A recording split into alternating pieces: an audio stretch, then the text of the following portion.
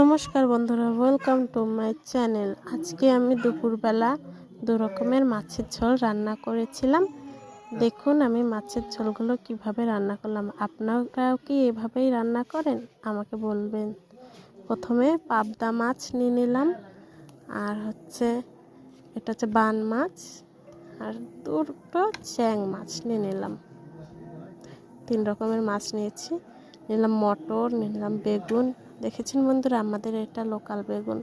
আপনারা আগে দেখেছেন কিনা আমাকে কমেন্ট করে জানাবেন। নিলাম কিছু কাঁচা লঙ্কা, একটু রসুন, একটু আদা আর একটু পেঁয়াজ। এখন এগুলোকে মিক্সির বাটিতে করে